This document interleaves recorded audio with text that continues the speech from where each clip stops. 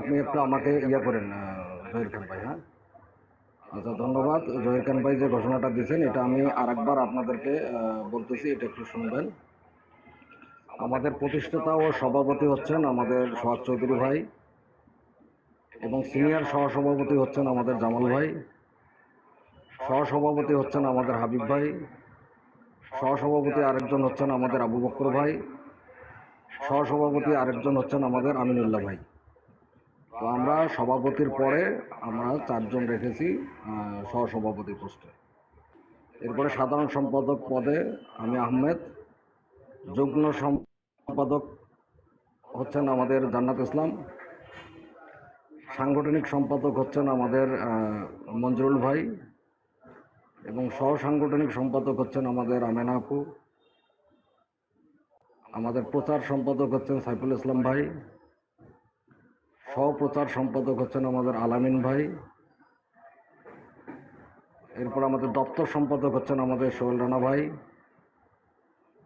এরপর আমাদের বিজ্ঞান ও প্রযুক্তি বিষয়ক সম্পাদক হচ্ছেন আমাদের জান্নাত ফেরদৌস, এরপরে আমাদের ধর্ম বিষয়ক সম্পাদক হচ্ছেন আমাদের সরোয়ার ভাই এবং সহধর্ম সম্পাদক আছেন আমাদের ওনার নামটা আমি দেখতে পাচ্ছি না। এরপরে আমাদের অর্থ বিষয়ক সম্পাদক হচ্ছেন রুবেল ভাই,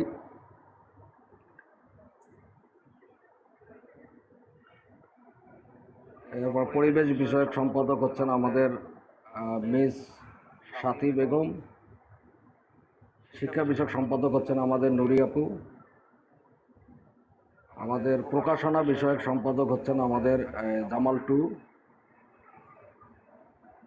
আর হচ্ছে আমাদের আরেকটা আছে সংস্কৃতি বিষয়ক সম্পাদক, এটা হচ্ছেন আমাদের সামিরা ম্যাডাম, এবং ক্রীড়া বিষয়ক সম্পাদক হচ্ছেন আমাদের নাইমুদ্দিন ভাই, সহক্রিয়া সম্পাদক হিসেবে আছেন আমাদের মহিমিন ভাই, সহক্রিয়া সম্পাদক হিসেবে আমাদের আরেকজন আছেন আমাদের শাহজামাল টু। তো এই হলো আমাদের এই কার্যনির্বাহী পরিষদে আমরা 27 জন আছি। এই কার্যনির্বাহী পরিষদ যেদিন থেকে শপথ গ্রহণ করবে এরপর থেকে আমরা 10 জন কার্যনির্বাহী সদস্য আমরা নিয়োগ করব এবং এর পরবর্তীতে যারা আমাদের সংগঠনের সাথে যুক্ত আছেন সকলেই আমাদের সদস্য হিসেবে গণ্য হবে। অর্থাৎ 130 জন যে আমাদের সদস্যরা আছেন আমাদের সাথে, 130 জনেই আমাদের এখানে সদস্য হিসেবেই থাকবেন। এবং এদের মধ্যে এই যে 27 জন আর যে কার্যনির্বাহী সদস্য আছেন এরা হলো মূল কমিটিতে আছেন এবং এই মূল কমিটি শুধু কার্যনির্বাহী সদস্য যারা আছেন তাদেরকে এবং সাধারণ সদস্য যারা আছেন তাদেরকে নিয়েও যে কোনো কাজের ঘোষণা দিতে পারেন।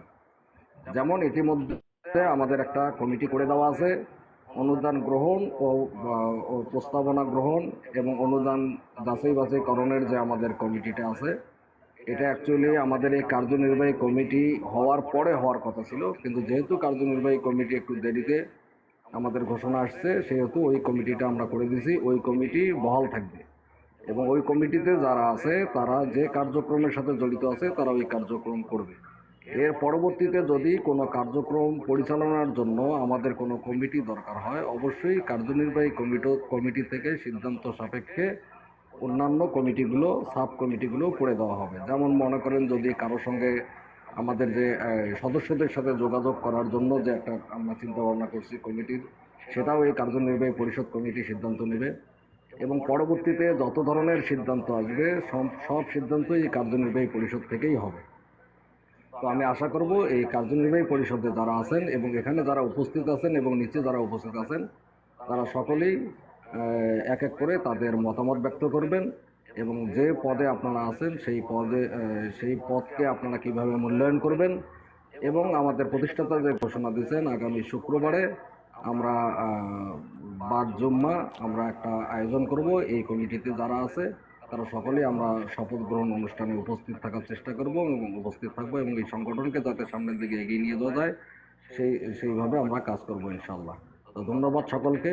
আমি আবারও ফিরে যাচ্ছি জহির খান ভাই, আপনি এক এক করে যারা পদে আছে আপনি এক একজনের নাম বলবেন, তারা যদি উপস্থিত থাকে অবশ্যই যারা বোর্ডে আছে তারা কোন জায়গায় আছে সেটা বলে তাকে মূল্যায়নটা করতে বলবেন ইনশাল্লাহ। আসসালামু আলাইকুম।